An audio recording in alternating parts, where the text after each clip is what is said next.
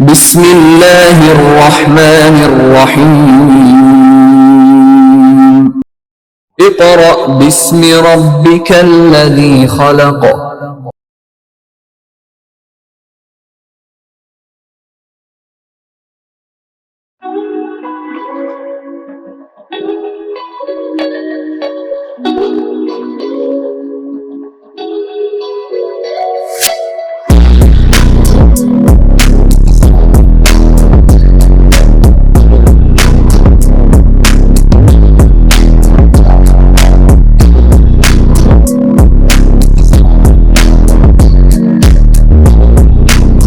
बिस्मिल्लाहिर्रहमानिर्रहीम। Dear students, अस्सलामु अलैकुम। स्टूडेंट्स, आज हम वर्क फॉर डे 2 से अपना नेक्स्ट लेक्चर स्टार्ट करेंगे, which is mitosis and meiosis. Students, आपको याद होगा कि हमने अपने प्रीवियस लेक्चर में प्रॉपरली डिस्कशन की थी सेल साइकिल के बारे में। हमने कुछ शॉर्ट क्वेश्चंस याद भी किए थे और कुछ हेडिंग्स अंडरलाइन की थी और उन्हें समझा भी था। फॉर एग्जाम्पल, हमने पेरेंट सेल के बारे में पढ़ा, हमने डॉटर सेल्स के बारे में पढ़ा एंड हमने एक प्रोसेस के बारे में पढ़ा था which is called interface. Students, ये सारी डिस्कशन करने के बाद आज हम माइटोसिस एंड मियोसिस के टॉपिक पर चलेंगे और इस टॉपिक पर चलने से पहले हम कुछ इंपॉर्टेंट टर्मिनोलॉजीज यहां पे समझ लेते हैं और कुछ इंफॉर्मेटिव बातें भी सीख लेते हैं। इसके लिए आप अपने बुक के टेक्स्ट जो है, अपनी बुक का जो टेक्स्ट पेज है या पेज कह लीजिए 20, उसको अपने सामने जरूर ओपन रखिएगा क्योंकि बहुत सी चीजें यहां पे आपको खुद लेड पेंसिल के साथ ऐड करनी पड़ेंगी। ठीक है जी। तो स्टूडेंट्स, मैंने स्टार्टअप ऐसे किया कि मैंने टॉप पे लिखा सेल्स। सेल्स को मैंने दो जगह डिवाइड किया। एक जगह मैंने लिखा सोमैटिक सेल्स। क्या लिखा? Somatic cells. इनको आप जनरल बॉडी सेल्स का नाम भी दे सकते हैं। ठीक है। और इनकी अगर कंसंट्रेशन की बात की जाए तो ये 199 टाइप्स के सेल्स होते हैं। अब इन जनरल बॉडी सेल्स या सोमैटिक सेल्स में जो प्रोसेस होता है इट इज कॉल्ड माइटोसिस। ठीक हो गया। इसी तरह स्टूडेंट्स, हमारे पास जो सेकंड टाइप है सेल्स में वो जर्म लाइन सेल्स की है, या हम इसको जर्म लाइन सेल भी कहते हैं क्योंकि एक्चुअली ये only one type of cell है। ठीक है। और इसमें जो प्रोसेस अक्कर होता है it is called meiosis. It is called meiosis. तो हम इन्हें वन बाय वन करके डिस्कस करेंगे। पहले हम स्टार्ट करते हैं स्टूडेंट्स माइटोसिस के बारे में, क्योंकि आप देख सकते हैं इसकी कंसंट्रेशन भी कितनी ज्यादा है और इसीलिए आपको याद होगा हमने जब इंटरफेस की डेफिनेशन पढ़ी थी तो वहां पे माइटोसिस का वर्ड भी आया था। बहरहाल स्टूडेंट्स, माइटोसिस की डेफिनेशन पे आते हैं, फिर हम इसके डायग्राम की तरफ चलेंगे। तो माइटोसिस की डेफिनेशन क्या है जी? It is a type of cell division. ये सेल डिवीजन की एक टाइप है इन विच अ पेरेंट सेल, यानी जिसमें जो एक पेरेंट सेल होगा ये डिवाइड्स, यानी अपने आप को डिवाइड करेगा टू डॉटर सेल्स में। यानी एक पेरेंट सेल जो है वो डिवाइड होगा टू डॉटर सेल्स में, और क्या लिखा है students? With the same number of chromosomes, और उनमें सेम नंबर ऑफ क्रोमोसोम्स होंगे as present in the parent cell या as compared with the parent cell. यानी जितने पेरेंट सेल में नंबर ऑफ क्रोमोसोम्स थे उतने ही क्रोमोसोम्स जो है वो इन डॉटर सेल्स में होंगे। और इस प्रोसेस को हम माइटोसिस कहेंगे, जिसमें एक पेरेंट सेल जो है वो अपने आप को 2 डॉटर सेल्स में या 2 डॉटर सेल्स में क्या करेगा, डिवाइड करेगा। अब ये तो इसकी होगी स्टूडेंट्स सिंपल सी डेफिनेशन। थोड़ा सा मैं आपको रिकॉल करवा दूं कि हमने ये कहा था कि जब भी डिवीजन होती है सबसे पहले जो सेल होता है वो इंटरफेस में जाता है, वहां पे जाकर वो अपनी तमाम तर रिक्वायरमेंट्स पूरी करता है। उन रिक्वायरमेंट्स को पूरी करने के बाद वो सेल या तो माइटोसिस में आएगा या मियोसिस में आएगा।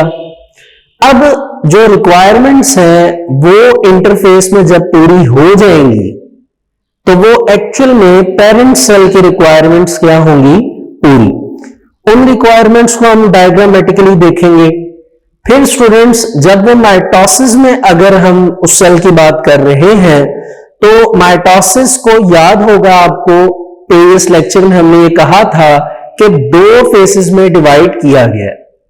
पहला जो फेज था उसको हमने नाम दिया था कैरियोकाइनेसिस यानी डिवीजन ऑफ न्यूक्लियस, और दूसरे का नाम था साइटोकाइनेसिस यानी division of cytoplasm, division of cytoplasm. It means that कि अब हम पहले इंटरफेस का प्रोसेस देखेंगे, फिर हम माइटोसिस में आ जाएंगे और कैरियोकाइनेसिस एंड साइटोकाइनेसिस इसको देखेंगे और फिर समझेंगे कि कैसे एक पेरेंट सेल जो है वो 2 डॉटर सेल्स में डिवाइड होता है। इसके लिए आपके सामने डायग्राम मेंशन की गई है स्टूडेंट्स। ये आपके पास एक पेरेंट सेल है, ठीक है जी। इस पेरेंट सेल में आपके सामने आपको ये 2 जो नजर आ रही हैं, ये आपको एक हिसाब से आप कह लीजिए लाइंस नजर आ रही हैं, ये एक्चुअल में क्रोमोसोम्स है, ठीक है। अभी इन्होंने क्रोमोसोम्स बनना है, इससे पहले ये क्रोमाटिन है, इनके बारे में आपको बताया गया था। और ये इसके पास एक एक्स्ट्रा स्ट्रक्चर है, ठीक है। इसके बारे में आपके सिलेबस में मेंशन नहीं किया गया, फिर वक्त आप इसे समझिए कि ये आपके पास जैसे कि बताया गया क्रोमाटिन्स है, एक एक्स्ट्रा स्ट्रक्चर है। इसमें एक आपको सर्कुलर लेयर ये नजर आ रही है और दूसरी ये है, ठीक है। मैं बाहर वाली को इरेज कर रहा हूं। ये जो अंदर वाली लेयर है जो कि एक सर्कुलर लेयर है, ये एक्चुअल में न्यूक्लियर मेम्ब्रेन है। क्या है? Nuclear membrane. न्यूक्लियर मेम्ब्रेन यानी न्यूक्लियस की मेम्ब्रेन। तो क्योंकि हम आप नीचे देख रहे हैं इंटरफेस लिखा है, इंटरफेस में तमाम तर जो चीजें थी वो कंप्लीट होंगी और कैरियोकाइनेसिस स्टार्ट हो जाएगी यानी डिवीजन ऑफ न्यूक्लियस। तो आप देख सकते हैं ये जिसको मैंने न्यूक्लियर एनवेलप कहा या न्यूक्लियर मेम्ब्रेन कहा, अगले स्टेप में आप देख सकते हैं इसको डॉटेड लाइन से रिप्रेजेंट किया है। ये न्यूक्लियर एनवेलप या मेम्ब्रेन टूट जाएगी सॉरी, यानी इसकी डिवीजन हो जाएगी, ठीक है। और जो आपके पास क्रोमाटिड थे वो क्या बन चुके हैं? क्रोमोसोम्स। क्या बन चुके हैं? क्रोमोसोम्स। ठीक हो गया जी। अब स्टूडेंट्स ये हमने अभी थोड़ा सा पैच देखा कि कैसे ये मूवमेंट जो है वो स्टार्ट हुई, ठीक है। प्रॉपरली बुक के ऊपर भी आप इस डायग्राम को देख सकते हैं। नेम्स जो है वो उन्होंने 3 जगह डिवाइड करके लिखे हुए हैं। पहले इंटरफेस लिखा हुआ है, न्यूक्लियर डिवीजन को उन्होंने आगे करके लिखा हुआ है, लेकिन इधर मैंने आपको क्यों कहा न्यूक्लियर डिवीजन हो रही है, क्योंकि यहां पर वो स्टार्ट हो चुकी है, ठीक है।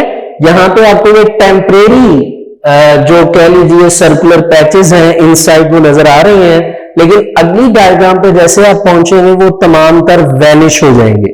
वैनिश हो जाएंगे इट मींस दैट कि न्यूक्लियर एनवेलप जो है या न्यूक्लियर मेम्ब्रेन जो है वो टूट चुकी है, वो डिवाइड हो चुकी है और वैनिश हो चुकी है।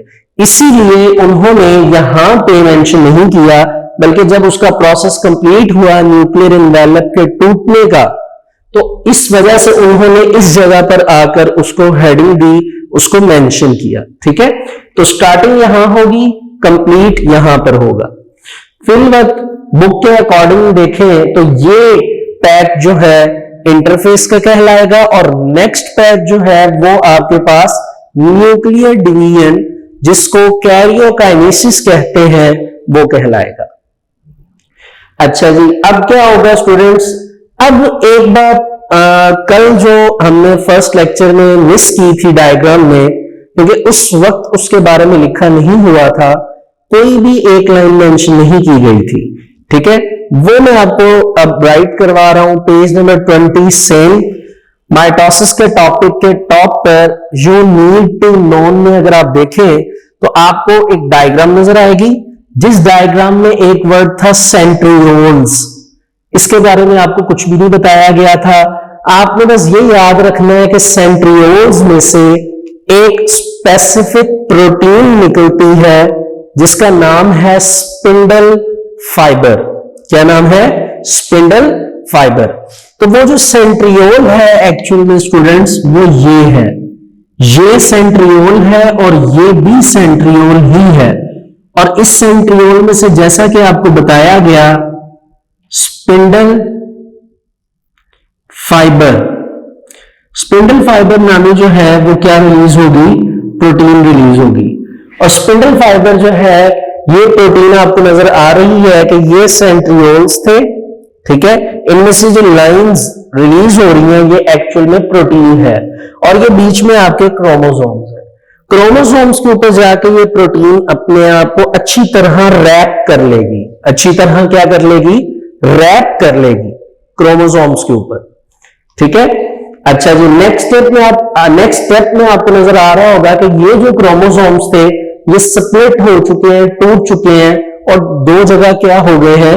डिवाइड। यानी वो जो प्रोटीन में जो स्पिंडल फाइबर थे उन्होंने जब अच्छी तरह जो हमारे पास क्रोमोसोम्स थे उनके ऊपर रैपिंग की थी, रैपिंग करने के बाद वो स्पिंडल फाइबर्स ने अपने अपने पोल्स की तरफ यानी अपने अपने जोन की तरफ उनको खींचा, जिस वजह से वो क्रोमोसोम स्प्लिट हो गए, टूट गए, सेपरेट हो गए और यहां पर आपको सेपरेशन नजर आ रही होगी। इसी सेपरेशन के ड्यूरिंग कुछ प्रोटीन, कुछ मटेरियल जो था वो इस सेंटर में भी गिरेगा जहां से ये आपको नजर आ रहे हैं क्रोमोसोम गए थे, ठीक है जी, यहां पर इस पोर्शन पे। अच्छा जी, ये प्रोसीजर जो है यहां तक कंप्लीट होगा। अब क्या होगा स्टूडेंट्स के आप एक हिसाब से कह लीजिए कि यहां पर आप बुक पे भी देख सकते हैं लिखा हुआ है कि जी न्यूक्लियर डिवीजन जो है यहां तक कंप्लीट हो जाएगी। अब अगले स्टेप में आपको नजर आ रहा है कि काफी कुछ चेंज हो गया है इस स्टेप में। पहले आपको नजर आ रहा है यहाँ पे कोई न्यूक्लियर एनवेलप नहीं थी, जबकि यहाँ पे ये देखिए ये भी न्यूक्लियर एनवेलप है और ये भी न्यूक्लियर एनवेलप है और आपको नजर आ रहा है कि दो सेल्स बन गए, ऐसे ही है। और दूसरा ये जो आपको बाउंड्री नजर आ रही है, पहले ये थोड़ी सी वाइड थी यहां से भी और यहां से भी, लेकिन यहां पे ये बाउंड्री आगे थोड़ी सी पिंच हो गई है, अंदर की तरफ धंस गई है, जिस तरह आपने इसको खुद प्रेस किया हो, ठीक है, जिसको हम पिंच भी कहते हैं, स्क्वीज भी कहते हैं। स्क्वीजिंग की वजह से या पिंचिंग की वजह से ये अंदर की तरफ मूव कर गई है और ये न्यूक्लियर एनवेलप वापस आ गई है और ये देख सकते हैं आप दो सेल्स आपके पास बन गए हैं, लेकिन ये दोनों सेल्स अभी तक एक दूसरे के साथ क्या है? कनेक्टेड। इट मीन्स दैट यहां पर अब जो प्रोसेस अकर होगा वो कौन सा है? साइटोकाइनेसिस।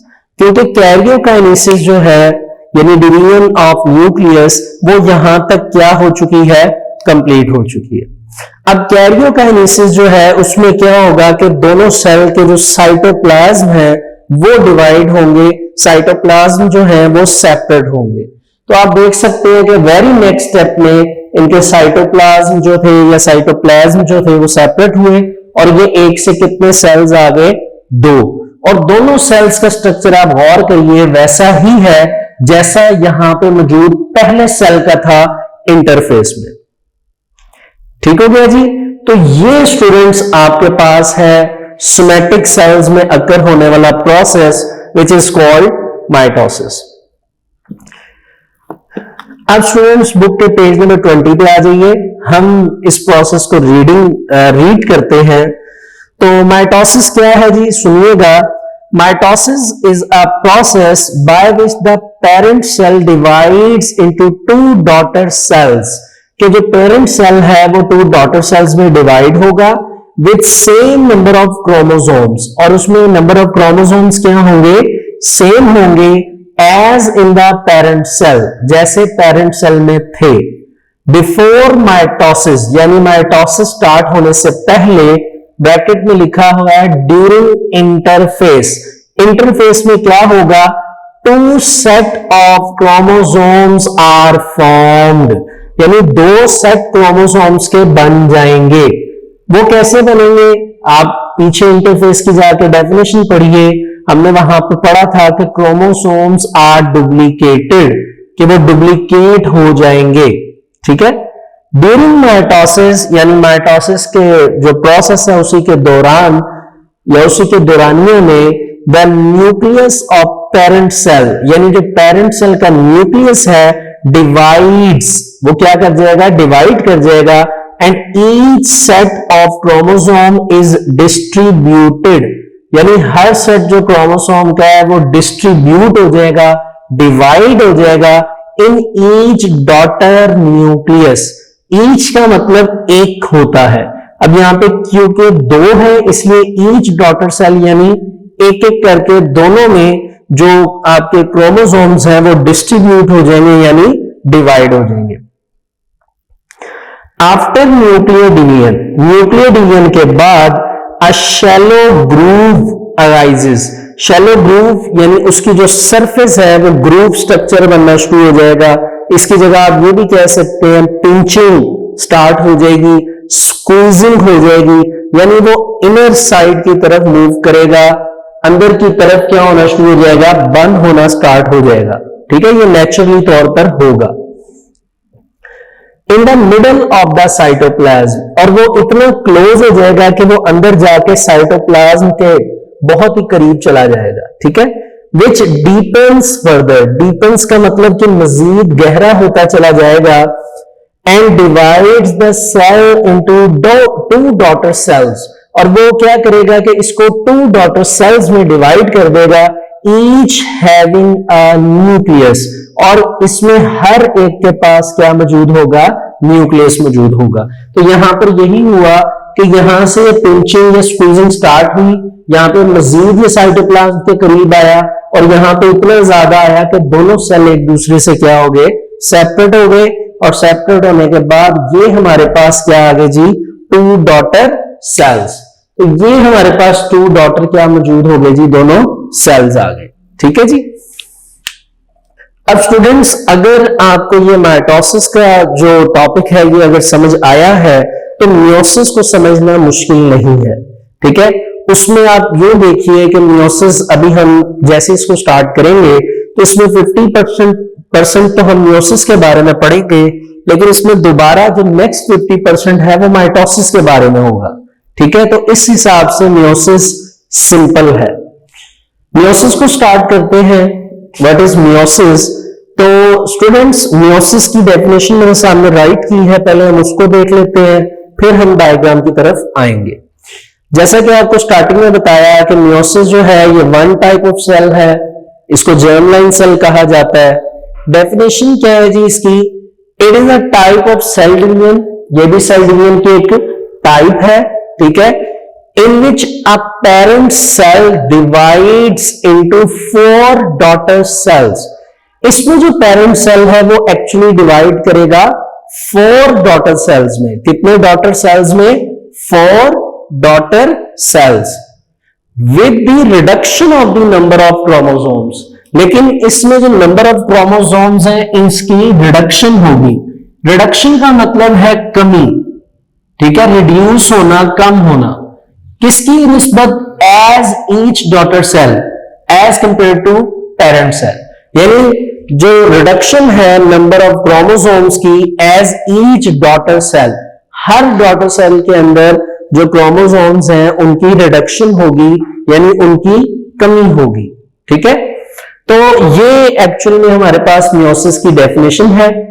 अब जो चीज माइटोसिस को मियोसिस से डिफर कर रही है वो आपको नजर आ रही है। पहले इसकी डेफिनेशन, उसमें पेरेंट सेल डिवाइड करता था तो 2 डॉटर सेल बनते थे।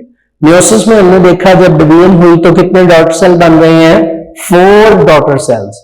फिर हमने माइटोसिस में देखा कि नंबर ऑफ क्रोमोसोम्स क्या थे, सेम, जबकि इधर हमने देखा कि नंबर ऑफ क्रोमोसोम्स क्या है, रिड्यूस टू हाफ, यानी इसमें रिडक्शन हो जाएगी।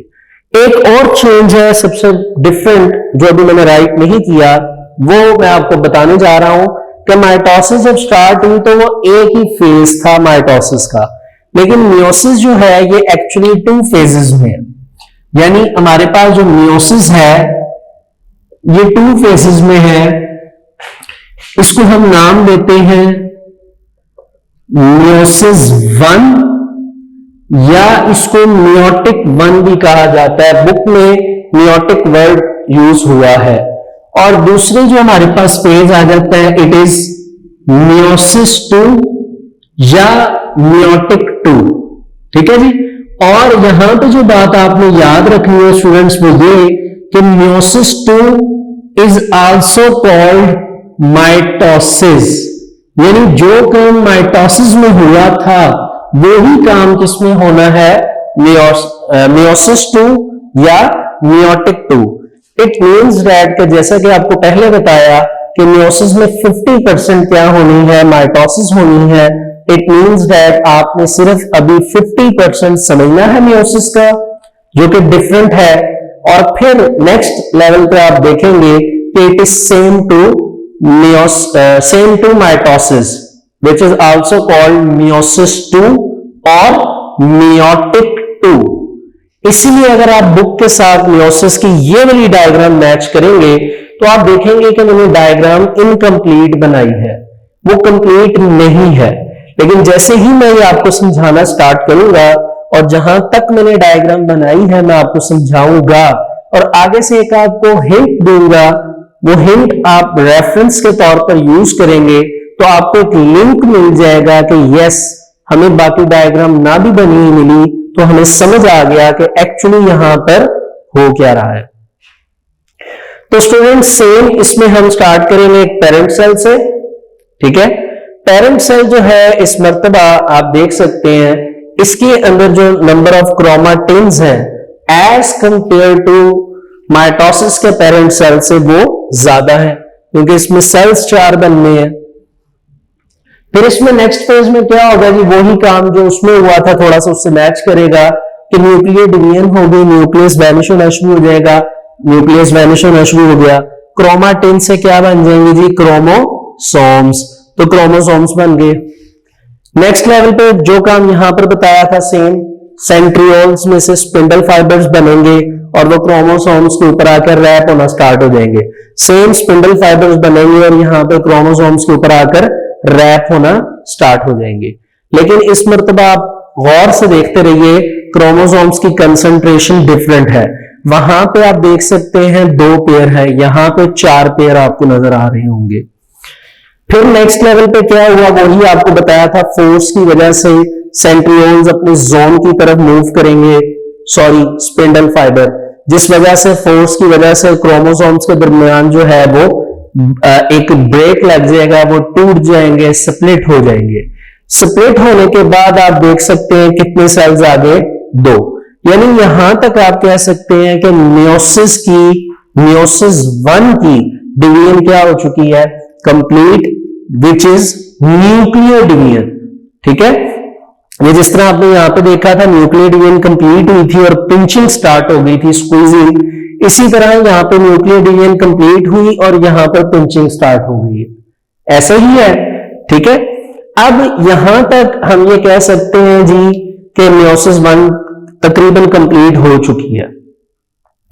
पहले हम इसको इतना रीड कर लेते हैं। Meiosis. Meiosis is a process by which the nucleus of a cell divides, यानी उसका सेल डिवाइड करेगा twice to form 4 daughter cells, 2 मर्तबा, twice का मतलब 2 मर्तबा डिवाइड करेगा और 4 daughter cells बनाएगा, ठीक है। जिस तरह एक जो डिवीजन होगी वो मियोसिस 1 या मियोटिक 1 कहलाएगी और दूसरी मियोसिस 2 या मियोटिक 2 कहलाएगी। sorry, in such a way that the number of chromosomes in each daughter cell, इस तरह के नंबर ऑफ क्रोमोसोम हर डॉटर सेल में रिड्यूस टू हाफ, वो कम हो जाएगी, यानी इसको आप रिडक्शन कह सकते हैं, कमी आ जाएगी, as compare to that in the parent cell. अगर आप उसको किसके साथ कंपेयर करेंगे? पेरेंट सेल के साथ। डायग्राम के नीचे आ जाइए। The process of meiosis consists of 2 divisions. इसमें कितनी डिवीजन्स आ जाती हैं जी? 2। पहली है मियोटिक 1 डिवीजन और दूसरी है मियोटिक 2 डिवीजन। ठीक है जी, मियोटिक 1 को पहले सुन लेते हैं। Meiotic 1 division, during meiotic 1 division number of chromosomes is reduced to half as compared to the parent cell, यानी पेरेंट सेल की निस्बत वो क्या हो जाते हैं? हाफ। जैसे आपने देखा पेरेंट सेल में 4 थे, आगे चलते जाइए कंप्लीट होने पर वो डिवाइड हो चुके हैं और सेल्स में हाफ हो चुके हैं। तो ट्वाइस में से ये 1 स्टेप यहां तक कंप्लीट हुआ। अब स्टूडेंट्स अगर आप इसको गौर से देखें तो जो लास्ट डायग्राम आई है हमारे पास कुछ इस तरह की है। इस डायग्राम को अगर आप गौर से देखें तो ये डायग्राम अब जो प्रोसेस करेगी वो एक्चुअल में माइटोसिस वाला है। कौन सा है? माइटोसिस। तो इस डायग्राम के आगे से वो समझ लीजिए इस तरह का प्रोसेस स्टार्ट होगा। अब उस प्रोसेस में आप देखिए कि एक सेल जो था उसने स्टार्ट की डिवीजन, तो उससे कितने सेल्स आए? 2। इसी तरह आप ये समझिए कि इन दोनों में से ये जो सेल है जब ये डिवीजन स्टार्ट करेगा तो ये माइटोसिस का प्रोसेस करके इससे 2 सेल आएंगे और फिर सेम इससे भी आगे कितने सेल्स आएंगे? 2। तो एक्चुअली ये टोटल कितने सेल्स हो जाएंगे? 4।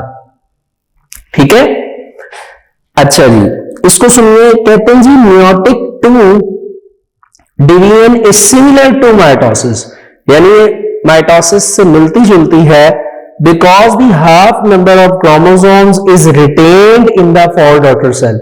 रिटेन्ड का मतलब बाकी रह जाएंगे या रुक जाएंगे, यानी उन्होंने अब रहना है, उन्होंने मजीद डिवाइड नहीं होना, इसलिए हम उसमें माइटोसिस का प्रोसेस करेंगे। ठीक है, क्योंकि माइटोसिस में हमने देखा था डेफिनेशन में कि number of chromosomes parent cell की तरह सेम रहते हैं।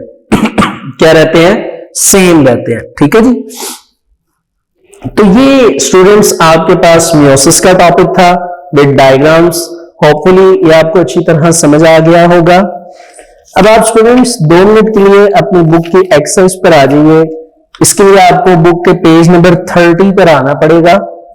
पेज नंबर 30 पर क्वेश्चन नंबर 2.4, क्वेश्चन नंबर 2.5, ये 2 क्वेश्चन जो हैं आप कह लीजिए लॉन्ग हमारे यहां तक कंप्लीट होते हैं, जिनको हमने डायग्राम्स के साथ देखा।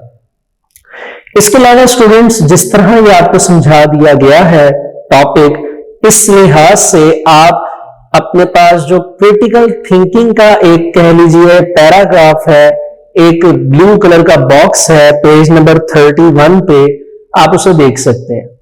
आप उन स्टेटमेंट्स को पढ़िए और 2 डायग्राम्स हैं आपके पास, जिन डायग्राम्स को आप बता सकते हैं कि ये कौन से फेजेस हैं, अगर आप इसके बारे में सोच सकते हैं।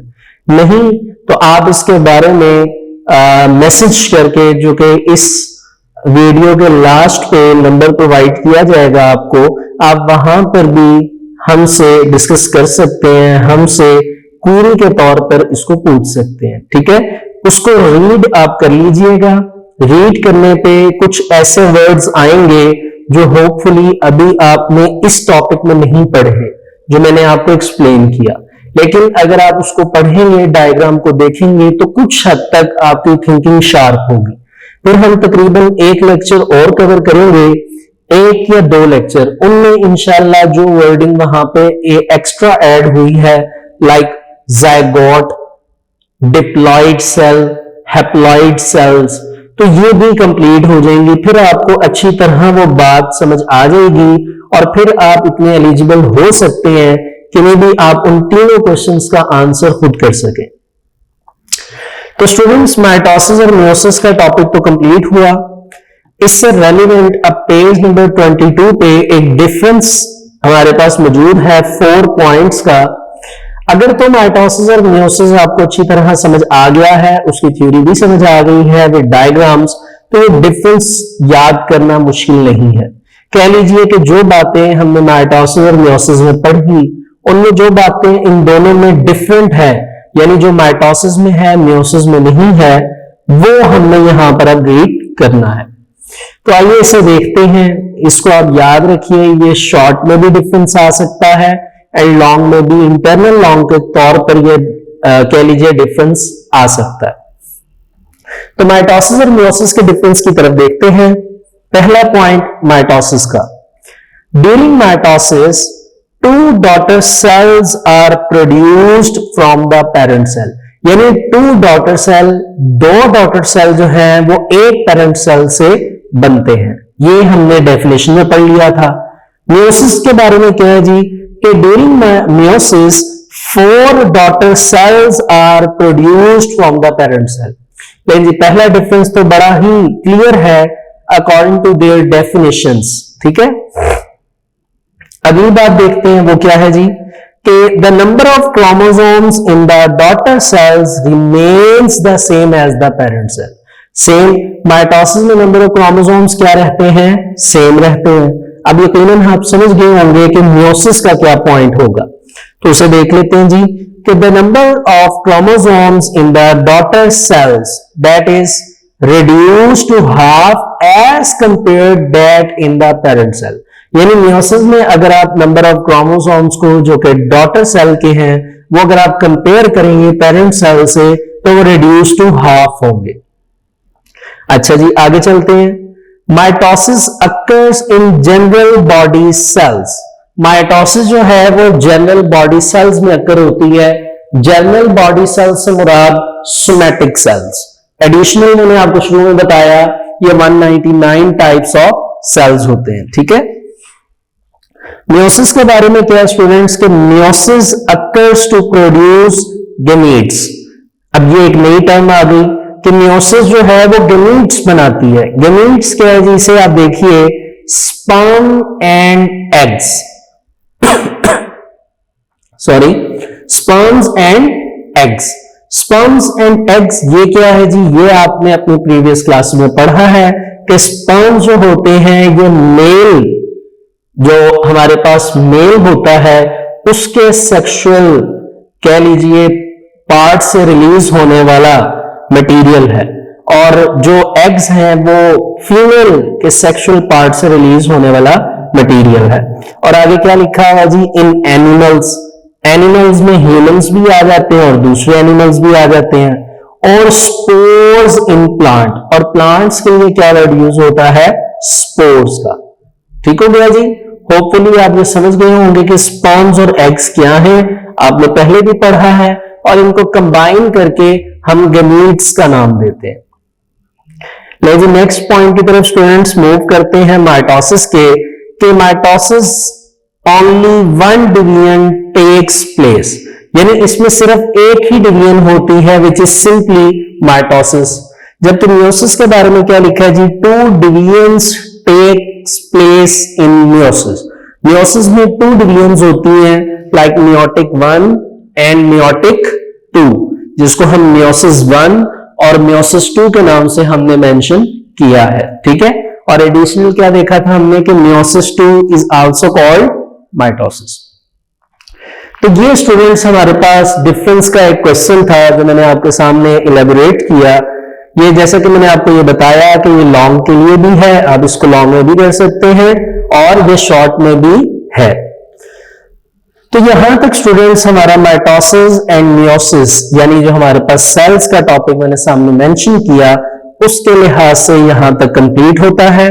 इससे रेलिवेंट जैसा कि मैंने आपको फर्स्ट लेक्चर में कहा कि आपने इंटरनल एमसीक्यूज बनाने हैं, और इस टॉपिक में तो यकीनन आपने बनाने हैं क्योंकि इसमें काफी ऐसी चीजें हैं जो आपने अभी न्यूली सीखी हैं। होपफुली इसमें बहुत सी बातें आपने नहीं सीखी हैं। अगर आप एमसीक्यूज बनाएंगे तो आपके लिए काफी कन्वीनियंट होगा इसको समझना फर्दर मोर, ठीक है।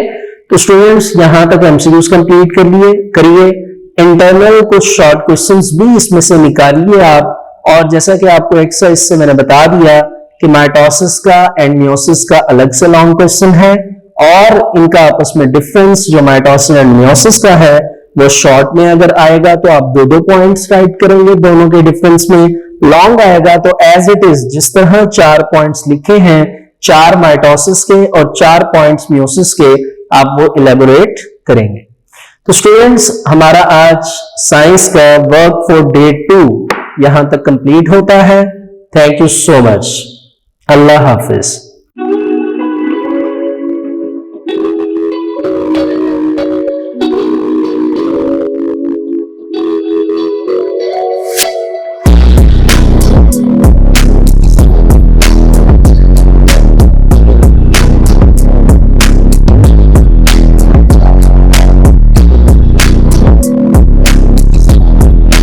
बिस्मिल्लाहिर्रहमानिर्रहीम।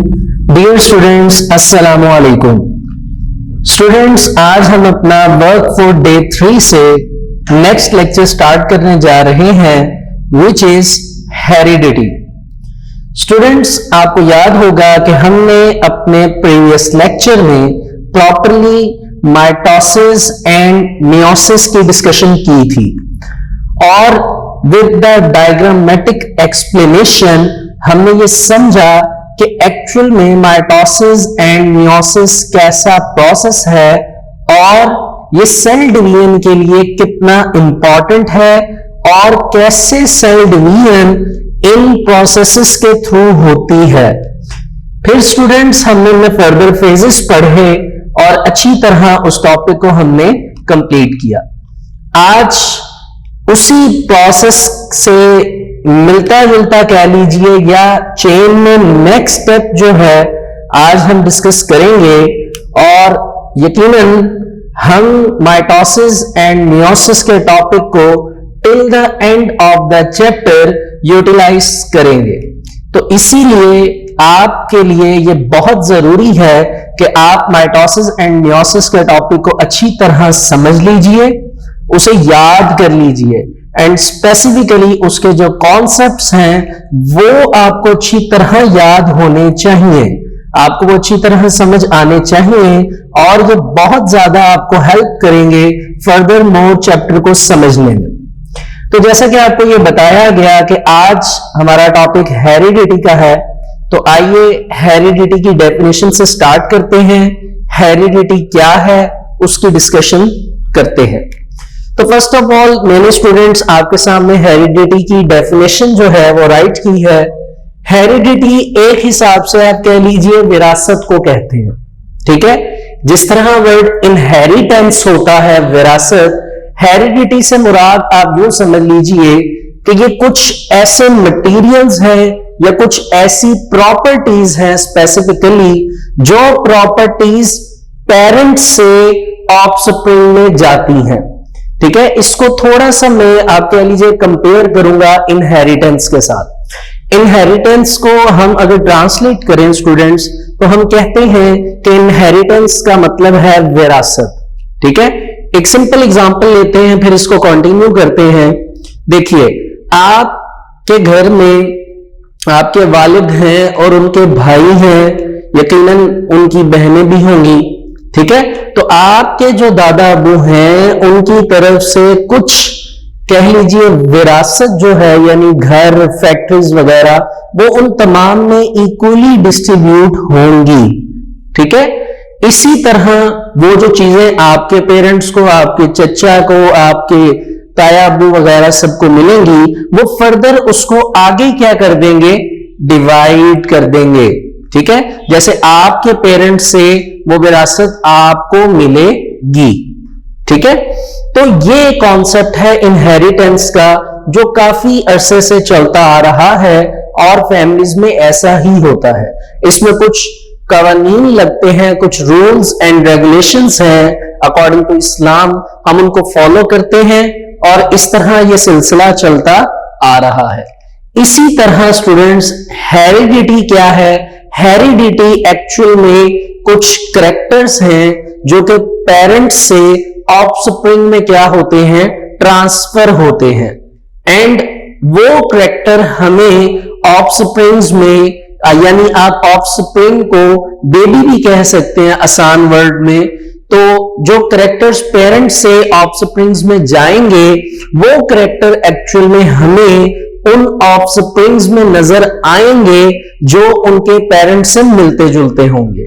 तो जो कैरेक्टरिस्टिक्स मिलती जुलती होंगी वो हेरिडिटी कैरेक्टर्स कहलाएंगे। क्या कहलाएंगे? Heredity characters. तो hopefully you get the concept according to about the heredity. तो अब इसकी डेफिनेशन पर आते हैं जो हमारे पास राइट की गई है जी, कि द ट्रांसमिशन, ठीक है, ट्रांसमिशन यानी ट्रांसफर होना, transmission of characteristics. Characteristics means, हमारे पास कैरेक्टरिस्टिक्स का क्या मतलब होता है जी? खसूसियात, properties. The transmission of characteristics कहां से जी? फ्रॉम पेरेंट्स टू ऑफस्प्रिंग या बेबीज, कॉल्ड हेरिडिटी। यानी वो कैरेक्टर जो पेरेंट्स से ऑफस्प्रिंग में ट्रांसफर होंगे। एग्जाम्पल्स बहुत सिंपल, स्किन कलर हो सकता है, हेयर कलर हो सकता है, इसके अलावा सिंपल आप याद रख सकते हैं आई कलर एटसेट्रा। इस तरह की बहुत सी एग्जाम्पल्स हैं।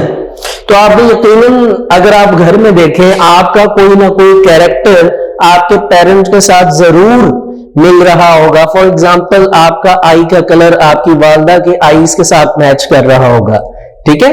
तो ये एक्चुअल में स्टूडेंट साइंस है, इसे समझना बहुत ज्यादा जरूरी है। हमें अपने लाइफ के बारे में पता होना चाहिए और उसके लिए यकीनन हमें पढ़ना पड़ता है।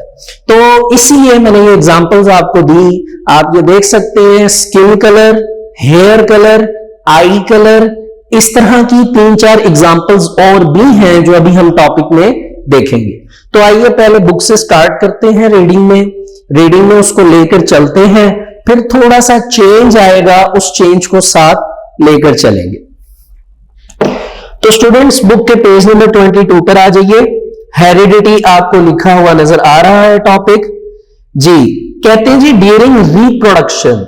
रिप्रोडक्शन क्या है जी? ये प्रोसेस होता है प्रॉपरली, जिसके बारे में आपने प्रीवियस क्लास में पढ़ा होगा कि reproduction are of 2 types, sexual reproduction, asexual reproduction. यकीनन ये आपने वर्ड्स पढ़े होंगे, इनको थोड़ा सा मैं आपके लिए कन्वीनियंट कर देता हूं कि एक मैंने आपको बताया कि रिप्रोडक्शन 2 तरह की है, एसेक्सुअल रिप्रोडक्शन, और दूसरा मैंने आपको क्या बताया जी? Sexual reproduction. सेक्सुअल रिप्रोडक्शन, इसको आप नोट कर लीजिए। एसेक्सुअल रिप्रोडक्शन जो है एक्चुअली ये जिस प्रोसेस के थ्रू होती है वो है माइटोसिस, और सेक्सुअल रिप्रोडक्शन जिस प्रोसेस के थ्रू होती है इट इज कॉल्ड मियोसिस। जैसे कि मैंने आपको लेक्चर के स्टार्ट में कहा कि माइटोसिस एंड मियोसिस आपके लिए उसके कॉन्सेप्ट्स को पिक करना बहुत जरूरी है, क्योंकि ये बार बार इस चैप्टर में कहीं ना कहीं यूटिलाइज होंगे। तो कहते क्या है जी? During reproduction living things pass on their characteristics to their offsprings, कि वो अपने कैरेक्टर्स जो हैं लिविंग थिंग्स वो अपने ऑफस्प्रिंग्स में क्या करते हैं? ट्रांसफर करते हैं। This is the reason that babies look like their parents. इसी वजह से जो बच्चे होते हैं वो काफी हद तक अपने पेरेंट्स से मिलते जुलते होते हैं। Plants grown from seeds resemble there parent plant. इसी तरह जो प्लांट्स, जो सीड्स हैं, बीज हैं, वो सेम होते हैं, तो वैसे ही न्यू प्लांट्स आगे जनरेट होते हैं। अगली लाइन में स्टूडेंट्स वही डेफिनेशन है जो मैंने सामने राइट की है, इसको आप मार्क कर लीजिए। The transmission of characteristics from parents to offspring is called heredity. ठीक है जी। जैसे आगे एग्जांपल्स दी गई हैं, the characteristics such as the colour of eyes, आंखों का कलर, स्किन कलर, जिल्द जो है उसका कलर, हेयर कलर, बालों का कलर, फ्री और अटैच्ड एयर लॉब्स, मतलब कि जो कान है ये कभी कभार आप देखिएगा ये नीचे से आपको नजर आएगा कि आपके फेस से, आपके जिल्द से सेपरेट है। ठीक है, it is free earlobe. लेकिन अगर ये इसके साथ अटैच हुआ होगा then it is called attached earlobe. इसके बाद स्टूडेंट हाइट मैटर करती है, इंटेलिजेंस, जहानत एटसेट्रा आर द एग्जाम्पल्स। ये तमाम की तमाम क्या हैं, वो एग्जाम्पल्स हैं जो हेरिडिटी के लिए ली जाती हैं। क्या की जाती हैं? ली जाती हैं। अच्छा जी, आगे चलते हैं जी। अभी आपने यहां पर जो एक शॉर्ट क्वेश्चन स्टूडेंट्स मार्क किया वो ओनली था हेरिडिटी का। अब जो शॉर्ट आप मार्क करने जा रहे हैं ये हेरिडिटी कैरेक्टरिस्टिक्स का है, ठीक है जी। तो इसके बारे में क्या है, the characteristics that are transmitted यानी जो ट्रांसमिट हो चुकी होती हैं from parents to the offspring are called heredity characteristics.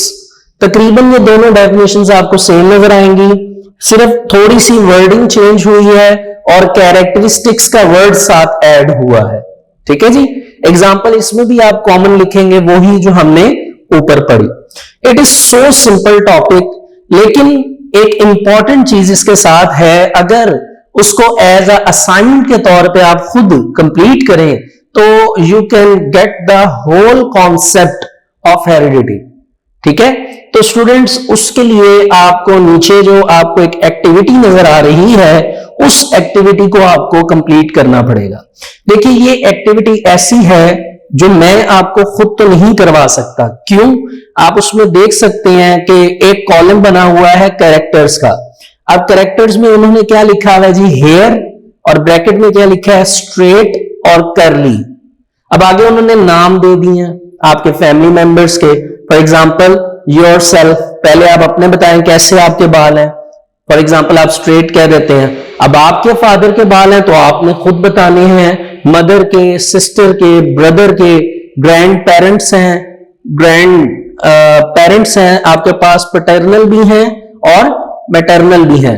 Paternal से मुराद जो आपके क्या कहते हैं फादर की तरफ से हैं, और मैटरनल यानी जो आपकी मदर की तरफ से हैं, ठीक है।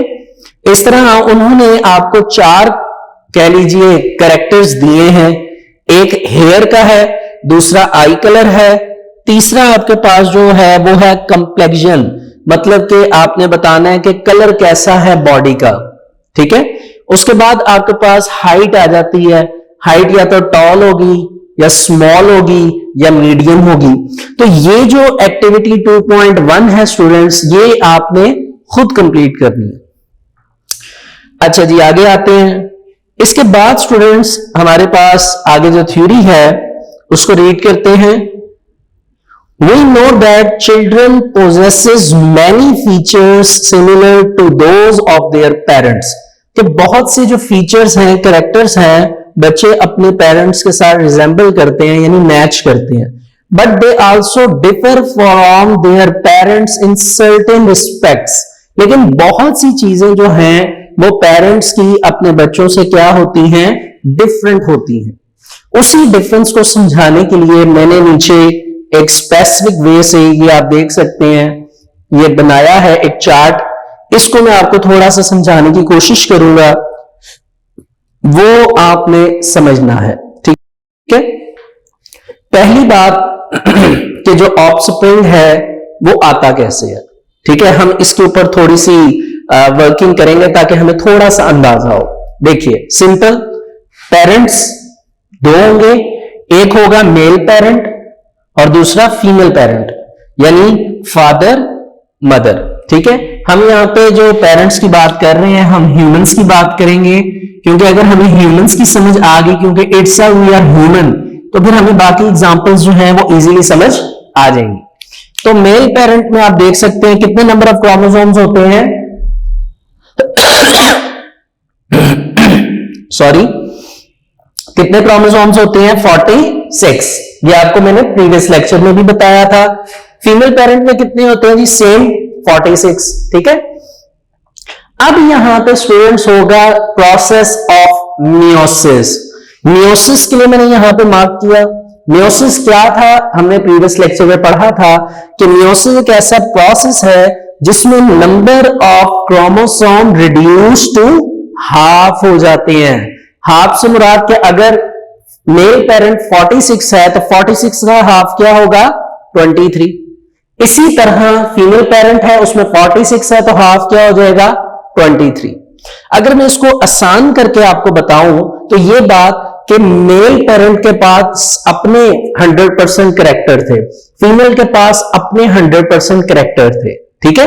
लेकिन मियोसिस की वजह से 50% कैरेक्टर मेल पेरेंट क्या है, 50% कैरेक्टर फीमेल पेरेंट क्या है, तो वो कितनी हो गई जी क्रोमोसोम्स 23 एंड 23, ठीक है। यानी 50% कैरेक्टर मेल पेरेंट का और 50% कैरेक्टर फीमेल पेरेंट का।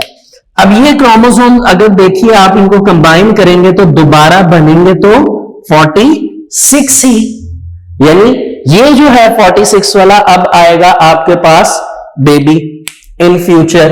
अब इसके अंदर जो कैरेक्टर्स हैं वो मेल पेरेंट के भी हैं एंड फीमेल पेरेंट के भी हैं। यानी अगर for example I colour mother का स्काई ब्लू था या ब्लू आईज थी, तो आने वाला ऑफस्प्रिंग अगर उसकी भी आईज ब्लू आती हैं in future, it means that match कर रहा है कैरेक्टर फीमेल के साथ। और अगर फादर जो थे, पेरेंट जो था मेल, उसके जो बाल थे हेयर उनका कलर ब्राउन था और जो आने वाला ऑफस्प्रिंग है उसमें भी कलर ब्राउन था, इट मींस दैट ये कैरेक्टर कहां से आया, मेल पेरेंट से। इट मींस दैट कुछ कैरेक्टर मेल से आएंगे कुछ फीमेल से आएंगे, ठीक है। तो ये एक्चुअल में कॉन्सेप्ट है हेरिडिटी का, लेकिन जरूरी नहीं है कि सारे ही character male and female parent से आए। कुछ कैरेक्टर उस ऑफस्प्रिंग में डिफरेंट भी हो सकते हैं बाय नेचर। इसकी एक छोटी सी एग्जांपल दूंगा और फिर हम दोबारा बुक के टॉपिक पर आ जाएंगे। आप अपने घर में देखिए, आप सारे बहन भाई हैं, आपके मामा हैं, आपके पापा हैं, आप अगर कभी अपना ब्लड ग्रुप टेस्ट करवाएं तो यकीनन आप सबका ब्लड ग्रुप डिफरेंट होगा, ठीक है। किसी का ए पॉजिटिव होगा, किसी का बी होगा, किसी का ए बी होगा, किसी का ओ होगा, ठीक है। कभी होगा कि एक फादर या मदर में से किसी एक भाई या बहन का मैच कर जाए, नहीं तो सबका आपस में डिफरेंट होगा। इट मींस दैट कि आप सब में क्या आई, चेंजेस आई, क्या आई, चेंजेस आई, ठीक है। ये जो चेंजेस हैं इसको साइंस में हम जो टर्म देते हैं वो है वेरिएशंस। क्या है, वेरिएशंस। वेरिएशंस का मतलब क्या होता है जी, वेरिएशंस का मतलब होता है तब्दीली यानी चेंजेस, ठीक है। तो आज ये student second line, similarly brothers and sister also show differences, ठीक है। वो डिफरेंसेस दिखाते हैं इन मैनी कैरेक्टरिस्टिक्स, ठीक है। Differences among members of a family, कि अगर एक फैमिली या उनके मेंबर्स में अगर क्या है, मेंबर्स यानी जितने भी मेंबरान हैं उनमें अगर डिफरेंसेस है, कोई चीज डिफरेंट है, मुख्तलिफ है, और अ स्पीसी या एक स्पीसी में आर कॉल्ड वेरिएशंस, तो उसको हम क्या नाम देते हैं, वेरिएशंस। जैसे मैंने आपको फैमिली की एग्जांपल दी ब्लड ग्रुप की, ठीक है। तो ये उन सब में एक दूसरे से क्या था, चेंज था, वेरिएशन थी, ठीक है। और स्पीसी का वर्ड यूज हुआ, इट मींस दैट पूरी दुनिया में जितने भी ह्यूमंस हैं उन सब में कुछ ना कुछ चीज तो डिफरेंट होगी, ठीक है जी। अच्छा यहां पे मैंने आपको एक ब्लड ग्रुप की एग्जांपल दी, और अगर स्पीसीज पे आपको एक एग्जांपल दूं तो एक ऐसा कैरेक्टर है जो पूरी दुनिया में ह्यूमन स्पीसी का, हर एक ह्यूमन का दूसरे ह्यूमन से डिफरेंट है बाय नेचर, ठीक है। और वो कैरेक्टर क्या है स्टूडेंट्स, थंबप्रिंट, ठीक है। जो आपका थंब है इसके ऊपर जो लाइंस हैं नेचुरली तौर पे अल्लाह ताला ने ऐसे डिजाइन की हैं कि किसी भी ह्यूमन की किसी दूसरे ह्यूमन के साथ वो मैच नहीं करती, ठीक है। तो ये नेचुरली तौर पे ऐसा होता है, इसीलिए आपने देखा होगा हमारे घर में जो हमारे पास स्मार्टफोन है उसमें हम अपना फिंगर लॉक लगाते हैं, फिंगर से या थंब लॉक लगाते हैं। क्यों लगाते हैं, ताकि वो पासकोड लग जाए, ठीक है, पासवर्ड टाइप लग जाए। तो आगे क्या कहते हैं जी कि बेनिफिशियल वेरिएशंस, बेनिफिशियल यानी जिनका फायदा है, हेल्प ऑर्गेनिजम्स, ये उन जानदारों की मदद करता है टू अडेप्ट, कि वो हासिल कर सके, live सक्सेसफुली, जिंदा रह सके their environment, अपने माहौल में, have greater chances of survival, उन्हें ज्यादा कह लीजिए कि ओपिनियंस मिले, ऑप्शंस मिले, किसके लिए? सर्वाइवल के लिए, जिंदगी गुजारने के लिए, एंड कंटिन्यू देयर रेस, और ये जो एक जिंदगी की दौड़ जारी है, एक रेस लगी हुई है जिंदा रहने की, वो भी क्या रह सके? कंटिन्यू रह सके।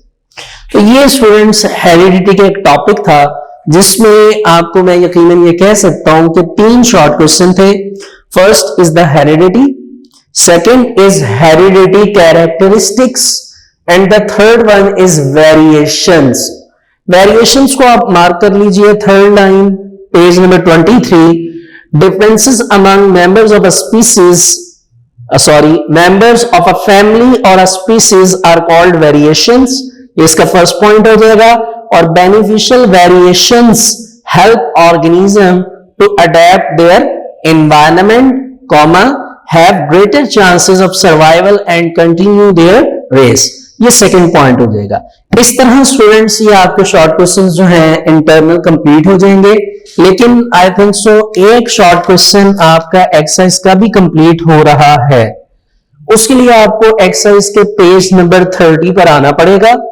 क्वेश्चन शॉर्ट क्वेश्चंस हैं पार्ट 2.3, उसका क्वेश्चन नंबर 4 है डिफाइन हेरिडिटी। ये हमारा क्वेश्चन जो है स्टूडेंट्स कंप्लीट हो गया है, जिसकी डेफिनेशन आपको व्हाइट बोर्ड पे भी नजर आ रही है। इसके बाद स्टूडेंट्स हम थोड़ा सा आगे चलते हैं बेसिस ऑफ हेरिडिटी की तरफ। बेसिस का मतलब क्या है जी? बुनियाद कि जो हेरिडिटी है, हेरिडिटी की बुनियाद क्या है? देखिए, इसको समझाने के लिए, बेसिस ऑफ हेरिडिटी को समझाने के लिए मैंने एक आपके सामने एक चेन बनाई है, इसको आप फर्स्ट ऑफ ऑल नोट करिए, ठीक है। इसके बाद ये मैंने डायग्रामेटिकली ये बनाई है, इसको भी आप नोट करिए। डिफरेंस ये है कि ये मैंने लोअर टू हायर लेवल बनाई है, अभी मैं आपको बता भी देता हूं, वो मैंने diagram higher to lower level पे बनाई है। अब ये lower to higher level, higher to lower level क्या है, ये मैं आपको समझा देता हूं। देखिए, आप अगर फॉर एग्जांपल मैं कहता हूं कि ये पूरी मेरी बॉडी है, तो बॉडी का यूनिट क्या होता है? आपको लास्ट टाइम भी बताया था, क्या यूनिट होता है जी बॉडी का? Cell. Cell is the basic structural and functional unit of human body. ठीक हो गया जी, सेल यूनिट है। सेल के इनसाइड जब हम जाते हैं तो पहले हमें जो चीज नजर आती है, इट इज न्यूक्लियस। क्यों? क्योंकि हमने इस चैप्टर में पढ़ा कि न्यूक्लियस एक्चुअल में सेल की एक्टिविटी को कंट्रोल करता है। ठीक है, न्यूक्लियस में मौजूद एक्चुअल में डीएनए, अभी हम उसी की बात करेंगे। तो सेल के बाद हमारे पास स्टूडेंट्स न्यूक्लियस आ जाता है। न्यूक्लियस के इनसाइड अगर हम चले जाएं तो हमें क्या नजर आते हैं? क्रोमोसोम्स। क्या नजर आते हैं? क्रोमोसोम्स। क्रोमोसोम्स का स्ट्रक्चर मैंने इनसाइड भी बनाया और उनको बाहर भी ले आया। ये हमारे पास क्या है? क्रोमोसोम्स। अगर हम क्रोमोसोम्स को मजीद अच्छी तरह जाकर देखें या उनके स्ट्रक्चर को इलेबोरेट करें तो हमें पता चलता है जी कि क्रोमोसोम्स के इनसाइड जो चीज पाई जाती है, it is DNA. It is DNA. DNA stand for deoxy ribonucleic acid, जिसका स्ट्रक्चर कुछ इस तरह का है। अभी ये आपको कॉम्प्लेक्स लग रहा है, नो इश्यू, अभी आप इसको देख लीजिए। जैसे ही हम इसको स्टडी करेंगे इट इज क्वाइट सिंपल। ठीक है, अच्छा, ये डीएनए का स्ट्रक्चर है। इट इज लाइक जिस तरह आपके बैग की जिप नहीं होती, आप उसको ओपन करते हैं, वो जिप सेपरेट हो जाती है, आप बंद करते हैं, वो जिपर स्ट्रक्चर जैसे होता है वैसे। और इसके अंदर अगर आप गौर करें, आपको नजर आ रहा होगा A T G C, A T G सी, इनके पेयर्स नजर आ रहे हैं और इनको मैंने हाईलाइट किया हुआ है जीन्स।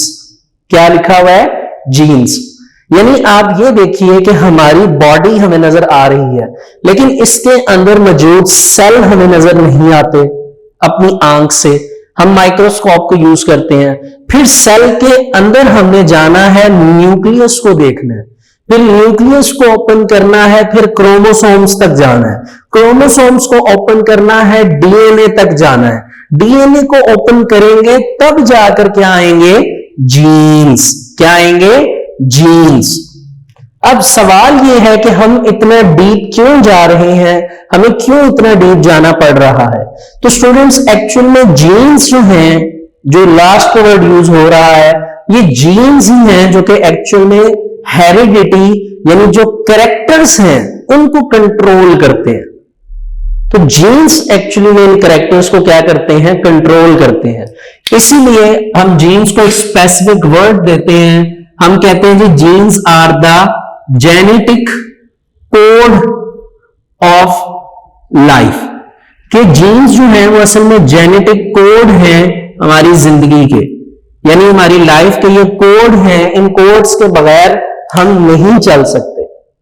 अब जैसा कि मैंने आपको बताया कि मैंने अभी आपको समझाया हायर टू लोअर स्टैंडर्ड पे, कि हमने सेल से स्टार्ट किया, सेल बड़ा लेवल था, फिर न्यूक्लियस पाया और करते करते हम स्मॉलर लेवल पर आए। अब स्मॉलर से हायर लेवल की तरफ चलते हैं। सबसे पहले हम पढ़ेंगे बेसिस ऑफ हेरिडिटी, हेरिडिटी की बुनियाद में जीन्स के बारे में। जीन्स के बाद हम पढ़ेंगे डीएनए के बारे में, और डीएनए के बाद हम पढ़ेंगे स्टूडेंट्स क्रोमोसोम्स के बारे में। ठीक हो गया जी। ये तीन एक्चुअल में आप कह लीजिए आपके बेसिस ऑफ हेरिडिटी के इंपॉर्टेंट टॉपिक हैं, एज वेल एज ये तीनों जो हैं स्टूडेंट्स आपके लॉन्ग क्वेश्चंस भी हैं एक्सरसाइज के।